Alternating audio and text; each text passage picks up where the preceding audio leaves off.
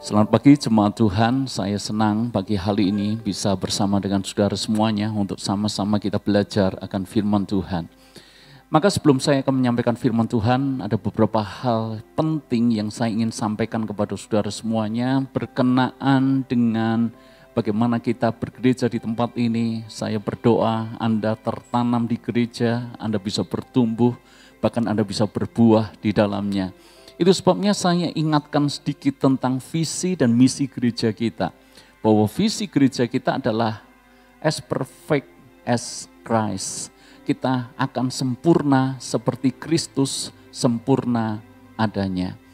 Karena itu saudara, kalau Anda mengingat kembali akan misi gereja kita, Anda boleh lihat di sebelah kanan saudara, itu adalah misi gereja kita. Bahwa misi gereja kita ini ada 5, menjadi kuat melalui ibadah, menjadi akrab melalui persekutuan, menjadi besar melalui pelayanan, menjadi luas melalui penginjilan, dan menjadi dewasa melalui pemuritan. 5 hal ini akan menjadi concern SCC dan memastikan Anda semuanya bisa mengalami pertumbuhan kehidupan rohani yang sehat.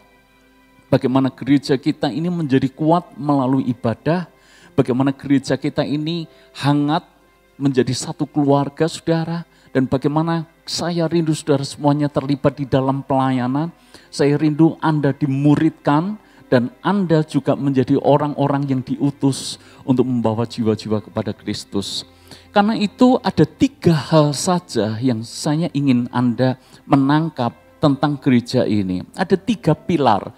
Jadi kalau Anda bayangkan tripod itu Anda bisa lihat di sebelah kanan saudara sebagai stand untuk memanggul handycam, itu namanya tripod. Tripod kenapa harus 3 dan kenapa tidak 2? Jadi kalau 2 pasti akan jatuh. 3 pun harus seimbang, itu namanya tripod. Di gereja kita ada 3 pilar penting yang saya belum pernah sampaikan dan kali ini saya sampaikan kepada saudara secara singkat sebelum nanti kita masuk kepada firman. Ada 3 pilar penting. Pilar penting yang pertama adalah pelayanan pastoral. Kalau gereja ingin sehat, jemaat ingin sehat, maka pelayanan pastoral di gereja kita harus berjalan dengan baik. Pelayanan pastoral itu apa, Pak? Pelayanan pastoral adalah kami memastikan Anda tergembalakan dengan baik. Kami memastikan Anda mendapat menu rohani yang sehat. Itu sebabnya ketika saya memutuskan menjadi gembala, jadwal saya pelayanan keluar itu sudah saya pangkas lumayan banyak saudara. Jadi saya pelayanan keluar itu dalam sebulan maksimal hanya 1 kali saja. Sementara dulu sebelum saya menjadi gembala, terus terang saya sering tinggal jemaat ini. Saya bisa 2-3 kali pelayanan keluar dan sisanya saya melayani di dalam. Sekarang saya balik. Saya melayani di luar itu hanya 1 kali, sementara 3 kali atau bahkan dalam sebulan penuh saya melayani jemaat. Kenapa? Saya ingin melihat gereja kita bertumbuh dengan jemaat yang sehat.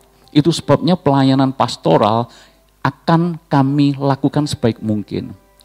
Saya dalam beberapa bulan ini ada begitu banyak jemaat yang kontak kami untuk konseling dengan kami. Itu juga bagian daripada pelayanan pastoral.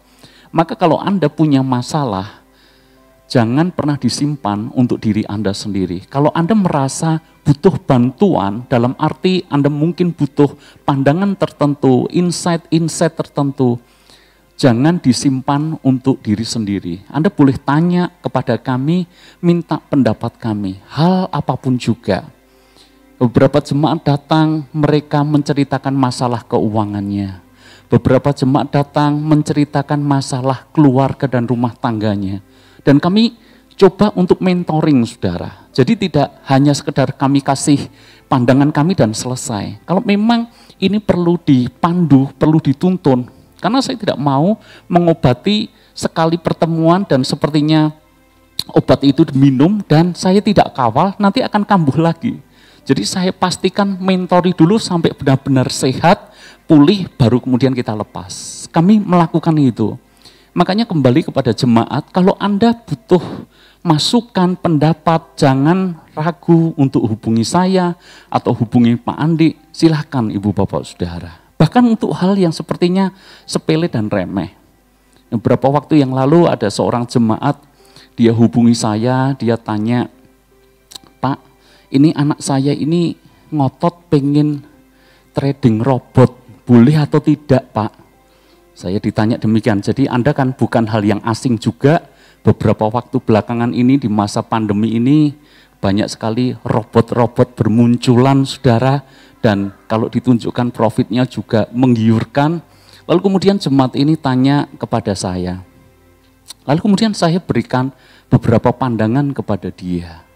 Jadi kalau jangan sampai kita menginvestasikan uang kita yang mana kita tidak tahu kemana uang itu lari ke arah mana. Jadi peribahasanya adalah investigasi dulu sebelum investasi. Maka saya mengatakan ya harus dicek dulu. Jangan hanya tergiur keuntungannya. Dan itu hal-hal sederhana tapi ternyata banyak juga mereka yang tidak mengerti akan hal itu. Jadi kenapa tidak hubungi pemimpin rohani di tempat ini supaya bisa kasih beberapa insight. Ada beberapa juga, mungkin 2-3 minggu yang lalu, kalau Anda pernah mendengar berita tentang investasi, ada begitu banyak orang Kristen bahkan mereka duitnya hilang, kena scam karena investasi bodong. Kalau mereka sudah tahu, menurut saya, ya nggak apa-apa. Maksudnya gini, saya tahu ini bakal akan scam, tetapi karena saya menspekulasikan, yaitu pilihan saudara. Nah, saya sendiri tidak setuju, tapi kalau saya tidak terima itu orang yang tidak ngerti apa-apa, lalu kemudian ikut. Dan ini uang yang benar-benar jadi tumpuan dia, jadi harapan dia, berhutang ke sana kemari supaya dia bisa join dan kemudian hasilnya cukup untuk dia hidup sehari-hari, kemudian scam gitu. Scam itu apa ya? Uangnya dibawa lari lah. Mirip dulu di Solo ada investasi ginseng ya kalau tidak salah. Siapa kena dulu? Ada? Nggak usah angkat tangan ya. Itu kan gila sekali saudara. Sebulan itu 30% kalau tidak salah. Orang rame-rame. Harusnya kan diinvestigasi. Kalau memang returnnya 30% itu mestinya Menteri Keuangan belajar kepada dulu yang buat skema ginseng itu. Ternyata uangnya amblas, bablas. Dan ini hal-hal sederhana Anda boleh tanya kepada kami kalau Anda merasa bingung. Kami akan coba berikan insight, pandangan tertentu. Kembali saudara memang tidak sempurna, ada beberapa hal saya juga tidak mengerti. Tetapi ketika ada pertanyaan seperti itu justru saya belajar dan cari tahu saudara. Beberapa waktu yang lalu ada juga jemaat yang tanya soal pinjol, karena juga terkena pinjol. Saya terus terang tidak tahu dan bagaimana mengatasinya. Saya harus cari tahu, saya browsing dan seterusnya, lalu kemudian kami layani. Jadi itu pelayanan pastoral. Anda jangan sungkan kontak saya, kontak Pak Andi. Handphone saya terbuka 24 jam non-stop. Jam 2, jam 3 dini hari boleh telepon saya. Tapi jangan tidak bisa tidur telepon saya. Pak, kenapa saya tidak bisa tidur malam ini? Jangan saudara, kalau Anda punya masalah, Anda sakit dan memang ini perlu segera didoakan, jangan ragu untuk kontak kami. Itu pelayanan pastoral. Yang kedua adalah, pilar kedua, yang pertama pelayanan pastoral, kedua adalah ibadah yang penuh dengan urapan. Saya berharap benar-benar jemaat yang datang itu selalu mendapat berkat setiap kali mereka beribadah. Kenapa? Karena mereka berjumpa dengan Tuhan di rumah Tuhan ini. Amin. Saya sungguh berharap jangan sampai ada jemaat sudah punya ekspektasi, aku datang mengalami perjumpaan dengan Tuhan, aku datang mengalami lawatan Tuhan, tapi ternyata ibadahnya tidak memberkati. Bukan karena apa, tapi karena tidak dipersiapkan dengan baik. Makanya Anda ingat saya bisa marah besar dengan pelayan Tuhan ketika mereka tidak mempersiapkan pelayanan. Bukan saat mereka buat salah di dalam pelayanan. Saya juga beberapa kali buat salah dalam pelayanan. Beberapa kali dalam liturgi gereja saya kelupaan. Itu saya pernah terjadi juga. Tapi yang menurut saya adalah fatal, tidak mempersiapkan sungguh-sungguh ketika melayani Tuhan. Makanya Anda dalam bulan ini, para pelayan Tuhan, bahkan kita akan training secara khusus. Ini menunjukkan keseriusan kita dalam melayani Tuhan. Seluruh pelayan Tuhan, bahkan yang akan melayani, dan ke depan siapapun yang akan melayani Tuhan di gereja kita harus mengikuti dulu modul ministry. Selama 4 kali pertemuan, saudara. Itu menjadi syarat, itu menjadi standar untuk kita melayani Tuhan. Karena saya sungguh tidak ingin mereka yang melayani Tuhan ternyata jadi batu sandungan setelah mereka menjalani hidup sehari-hari. Jemaat membicarakan, utang gak bayar tuh misalnya saudara. Aduh ngomongannya gak baik itu. Main perempuan, dia melayani. Saya gak mau kecolongan akan hal itu. Pergaulannya gak benar, saya gak mau kecolongan akan hal itu. Jadi mendingan pelayan Tuhan di tempat kita tidak banyak mungkin, tapi kita akan sungguh-sungguh dalam melayani Tuhan. Itu sebabnya saya rindu para pelayan Tuhan hanya 4 kali pertemuan di bulan November. Anda serius untuk mengikutinya dengan baik. Lalu kemudian saudara, kita benar-benar akan belajar hal yang ketiga. Jadi pertama pelayanan pastoral, pilar kedua adalah ibadah yang penuh dengan urapan, dan yang ketiga atau yang terakhir kita akan berbicara tentang share group atau komunitas. Ini akan jadi pilar. Itu sebabnya bahkan sampai program Waiting on God yang Anda ikuti selama masa pandemi, berarti sudah lebih daripada 3 bulan kita buat itu. Dan dari hasil feedback yang kami dapatkan cukup menjadi berkat baik bagi jemaat, baik juga di luar jemaat. Berapa yang di luar jemaat kemarin sempat kasih info ke kami, kok berhenti Pak programnya. Jadi program Waiting on God seperti yang Anda tahu, bulan Oktober adalah yang terakhir.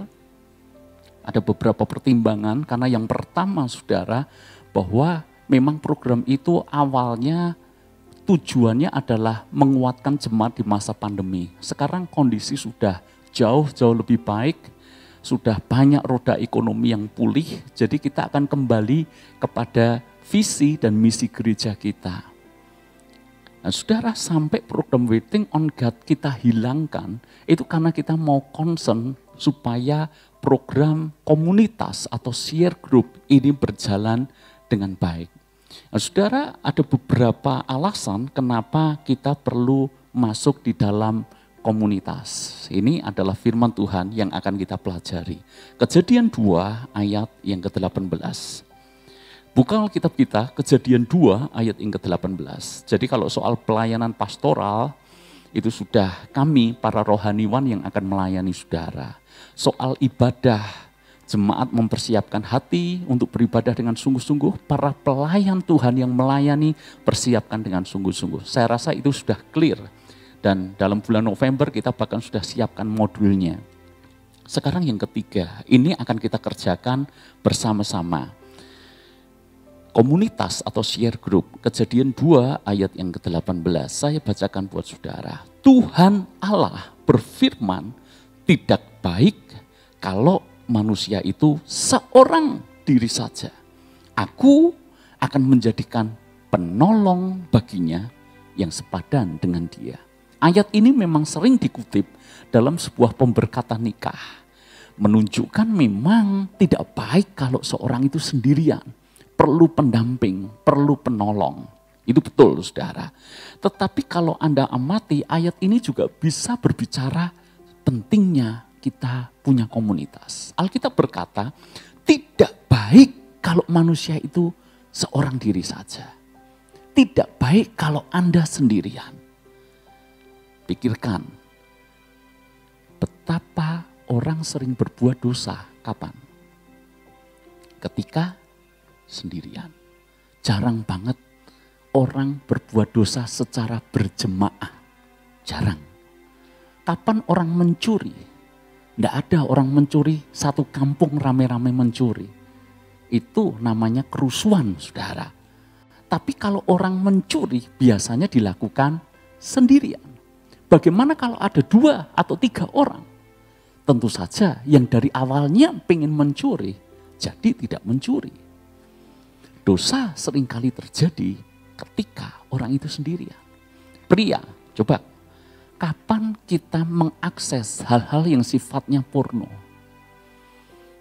Jarang sekali kita mengakses hal yang porno ketika ada orang di sekeliling kita. Ketika ada istri kita, jarang sekali. Malu, gila apa? Lihat yang begituan ada istri. Apalagi ada anak, gak mungkin saudara. Tapi kalau sendirian, itu bisa menjadi celah untuk dia jatuh. Maka sendirian itu tidak baik. Pengkhotbah 4 ayat yang ke-9. Kita baca ayat ini. Pengkhotbah 4 ayat yang ke-9. Saya bacakan buat saudara. Berdua lebih baik daripada seorang diri. Karena mereka menerima upah yang baik dalam jerih payah mereka. Berdua itu lebih baik daripada sendirian. Karena memang Tuhan tidak pernah mendesain kita sendirian. Pernahkah Anda memikirkan fakta ini? Kenapa Anda menikah? Buat Anda yang menikah, kenapa Anda menikah? Dan yang buat belum menikah, saya percaya mayoritas di antara Anda ingin menikah. Kenapa Anda menikah? Jawabannya adalah sesimpel ini, karena memang tidak baik kalau saya seorang diri. Saya menikah karena memang itu kehendak Tuhan buat kita. Bahwa kita perlu penolong. Jadi pria, Anda menikah karena Anda butuh penolong. Dan Anda istri, kenapa Anda menikah? Anda menikah karena butuh rasa aman. Anda menikah karena Anda butuh orang yang mendampingi Anda. Yang menolong Anda juga. Jadi itu alasan kenapa banyak orang menikah. Barusan minggu ini saudara, saya atau kami ngobrol dengan beberapa pasangan dan cerita obrolan kami sampailah kepada yang seperti ini. Ternyata pria itu paling tidak kuat kalau sendirian. Betul atau betul bapak-bapak? Bahkan bukan mendiskreditkan hamba Tuhan, saudara. Kebetulan yang kemarin kita obrolkan adalah beberapa pendeta. Jadi ceritanya bahwa pendeta ini meninggal istrinya. Pendeta ini istrinya mati atau meninggal, lalu kemudian pendeta ini bahkan berkhotbah di depan jemaat. Dan dalam khotbahnya dia sampai bahasa Jermannya itu berbes mili, saudara. Jadi dia menceritakan kesedihannya ditinggal oleh istrinya. Tapi setahun kemudian pendeta itu diundang ke gereja yang sama. Sudah gandeng istri baru, saudara. Ketika saya diceritani seperti itu, saya ingat teman saya juga. Teman saya ini baik. Dia punya istri dan istrinya meninggal karena sakit. Yang ini lebih heboh lagi saudara. Beberapa bulan kemudian sudah punya gandengan. Tapi ketika kesaksian itu kayaknya kesedihan luar biasa karena kehilangan. Ya enggak salah loh saudara. Saya pelayanan di satu gereja, ternyata ada pendeta usianya sudah 70 tahun. Ditinggal istrinya, meninggal. Sudah 70 tahun. Kalau orang umum akan tanya, arep golek opo, betul enggak? Tapi umur 70 tahun, akhirnya menikah lagi, saudara. Salah enggak? Ya enggak lah, karena istrinya meninggal. Enggak salah.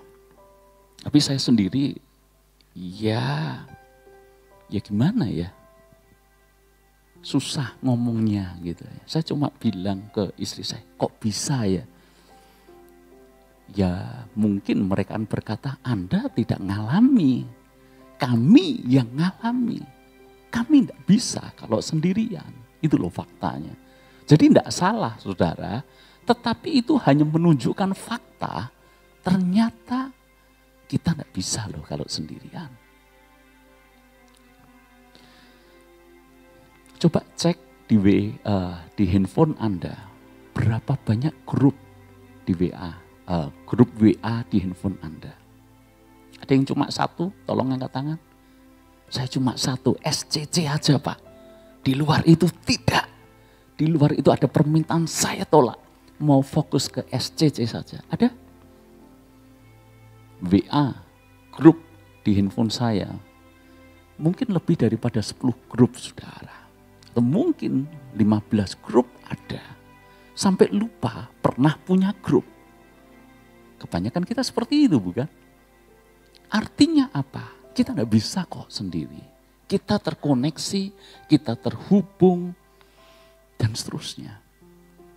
Kalau Anda pernah lihat film lawas yang judulnya Cast Away, jadi film ini dibintangi oleh Tom Hanks. Kalau Anda yang suka film mungkin pernah lihat ini. Jadi film Cast Away ini cerita tentang karyawan FedEx yang dia terdampar di sebuah pulau tidak berpenghuni karena pesawatnya ini kena badai, kurang lebih ceritanya seperti itu. Dia terdampar di pulau sendirian. Apa yang terjadi? Dia stres. Apa yang membuat dia stres? Dia bisa hidup di sana, dia masih bisa makan di sana, dia bisa minum di sana, dia masih bisa bertahan hidup. Tapi di film itu ada sedikit tersirat bahwa yang paling berat untuk seseorang dalam kondisi seperti itu bukan makanan, bukan minuman. Karena dia kesepian. Makanya di film itu kebetulan ada dia bersama dengan dia kan ada banyak barang juga dari pesawat itu yang berhamburan. Ada bola, saya lupa bola voli atau bola basket. Kebetulan bola itu mereknya Wilson. Jadi bola ini dijadikan teman oleh dia. Diajak ngomong, diajak ngobrol. Dikasih nama Wilson. Sedemikian gilanya saudara. Tapi itu menunjukkan bahwa ternyata memang kita tidak pernah bisa hidup sendiri. Kita diciptakan terhubung satu sama lain. Kita diciptakan memberkati satu sama lain. Kita diciptakan bertumbuh satu sama lain. Tuhan mendesain kita untuk saling melengkapi. Bahkan dengar baik-baik. Orang yang menjengkelkan sekalipun, orang yang menyebalkan sekalipun, itu ditempatkan Tuhan dan itu baik buat kita. Ditempatkan Tuhan di dekat kita dan itu baik buat kita. Pikirkan, hidup Anda tidak menjadi seperti yang sekarang kalau tidak ada orang-orang yang menjengkelkan di sekitar kita. Saya selalu heran. Di sekeliling hidup saya, misalnya beberapa, kita ngomong tetangga misalnya, pernahkah Anda mengalami selalu ada saja tetangga yang aneh yang ada di sekeliling rumah kita? Yang mengalami tolong angkat tangan. Tetangga yang sukanya bikin ribut tidak jelas. Selalu ada orang-orang seperti ini. Kami mengalami, saya mengalami. Pernah heran, kenapa selalu aja ada tetangga yang reseh, tetangga yang sulit, tetangga yang semena-mena, mau menangnya sendiri. Itu baru tetangga. Belum lagi dalam sebuah komunitas, dalam sebuah grup. Coba lihat, di grup WA Anda selalu ada orang aneh kan? Betul gak?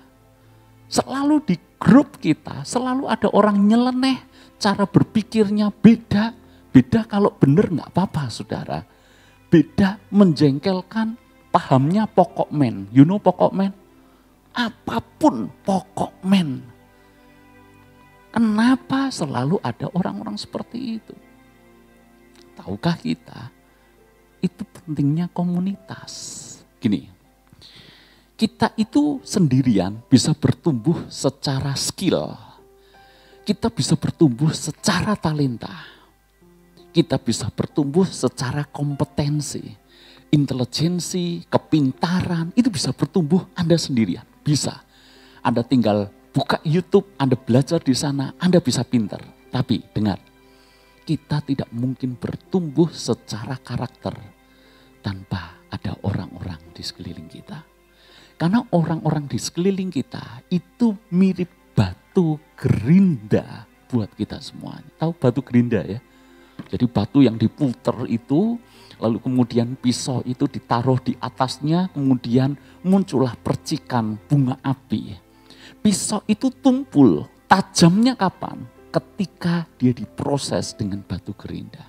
Dan mungkin itu adalah pasangan kita. Coba lihat pasangan saudara, sejenak aja lirik pasangan Anda. Dan sekarang tanya, apakah engkau batu gerinda buat aku?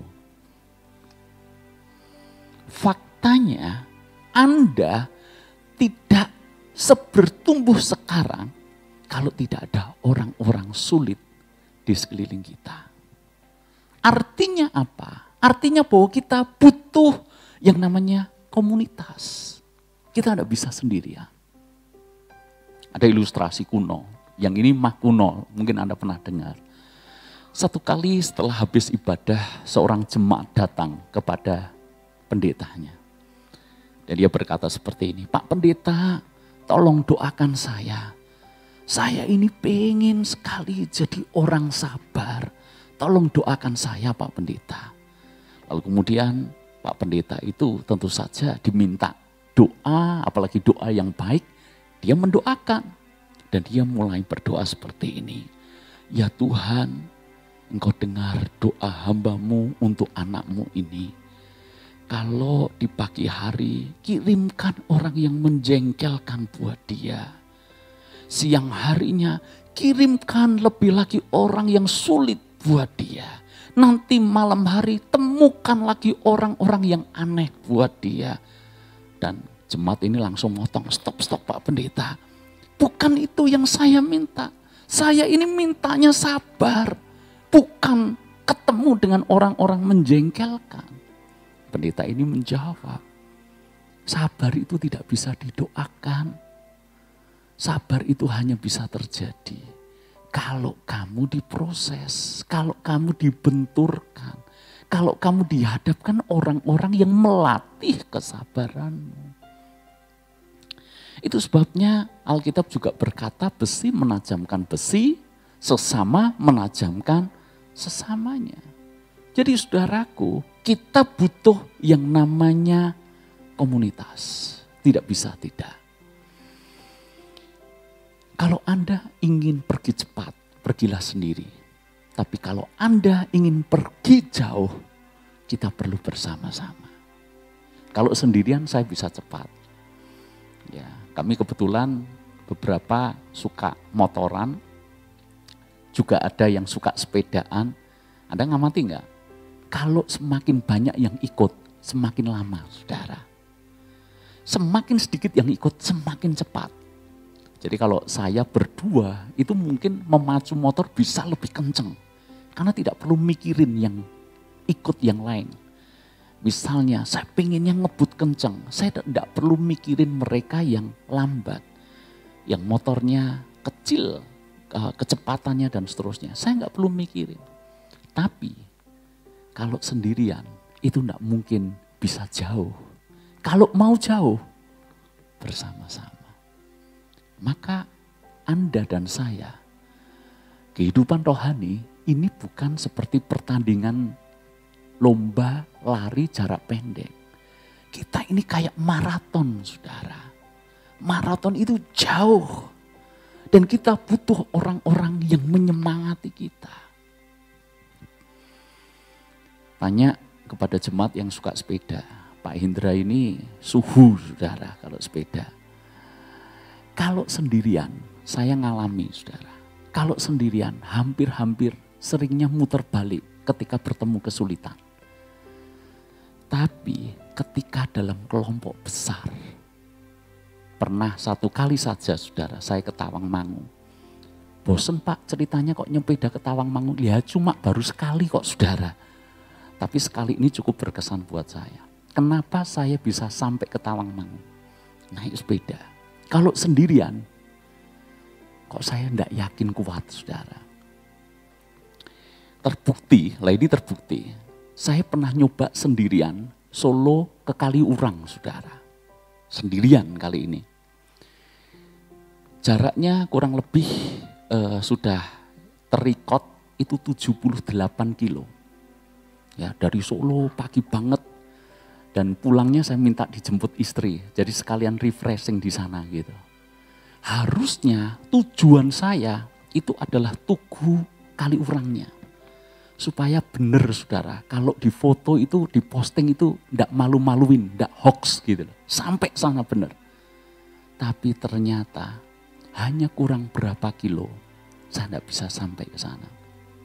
Ya sudah drop, maaf kata pengennya sampai muntah gitu. Jadi udah kepala pusing, sudah ini mual. Saya berhenti, padahal tinggal 2 kiloan. Sekalipun saya salah baca GPS, ketika saya baca, wah masih 7 kilo, wah enggak kuat ini gitu ya. Tapi setelah lain kali saya pergi ke sana naik mobil, loh ternyata cuma tinggal 2 kilo saudara. Tapi yang saya cerita, seandainya kemarin saya bareng-bareng, saya yakin 100% pasti kuat. Di Tawangmangu aja belum pernah jauh, saya kuat kok. Kenapa saya kuat? Bareng-bareng. Kalau saya enggak kuat, izin saudara. Malu, betul gak? Yang lain sampai, saya enggak sampai. Malu gak? Malu. Makanya kuat. Kenapa? Bersama-sama. Jadi maksud saya adalah, hidup ini maraton. Anda selalu butuh orang-orang di sekitar Anda untuk menguatkan Anda. Saat kita jatuh, saat kita lemah, ada orang-orang yang menguatkan kita. Makanya kenapa kita akan buat yang namanya share group. Next kita akan lebih bahas detail soal share group. Tetapi beberapa kali share group ini sebetulnya sudah jalan di gereja kita atau komunitas kelompok kecil ini. Kami sangat terberkati, misalnya kami datang dengan wah hidup kok berat, pekerjaan kok sulit. Ketika mendengar teman-teman menceritakan betapa mereka juga bisa survive. Mereka mengalami mujizat, mereka mengalami pertolongan Tuhan. Itu membangkitkan iman kami juga. Kalau temanku bisa ngalami, saya pasti bisa. Itu membuat kita juga semakin panas dengan Tuhan. Ini temanku ini imannya luar biasa. Jam doanya luar biasa. Maka itu menularkan hal yang baik buat kita. Inti daripada apa yang kita bicarakan adalah seperti ini. Kita tidak bisa sendirian, kita butuh orang-orang yang menopang. Kita butuh kelompok, saudara. Dan bukan sembarang kelompok. Ingat, kita adalah pergaulan kita. Kalau kita dikelilingi orang yang salah, maka kita akan menjadi salah. Kita dikelilingi orang yang benar, hidupmu akan mengarah kepada kebenaran. Ini hanya sebagai pendahuluan, nanti ke depan saya akan bicarakan betapa pentingnya ini dan bagaimana kita akan jadikan kegerakan massal di gereja kita. Saya akan pastikan saudara semuanya bisa tergabung dalam komunitas ini. Karena di gereja kita hanya punya 3 pilar, pelayanan pastoral yang sehat, ibadah yang penuh dengan urapan, dan kelompok kecil yang membuat kita bertumbuh. Sesederhana itu. Makanya kita mau garap dengan sungguh-sungguh, kita mau fokus sungguh-sungguh. Saya berdoa Anda ketemu dengan komunitas yang tepat, komunitas yang bisa menopang pertumbuhan rohani Anda, komunitas yang membuat Anda terus bergairah dengan Tuhan. Amin. Anda pasti banyak terberkati melalui kelompok-kelompok itu. Teknisnya gimana? Nanti ke depan kita akan bicarakan sama-sama. Tuhan memberkati kita semuanya. Yuk bangkit berdiri, kita akan berdoa.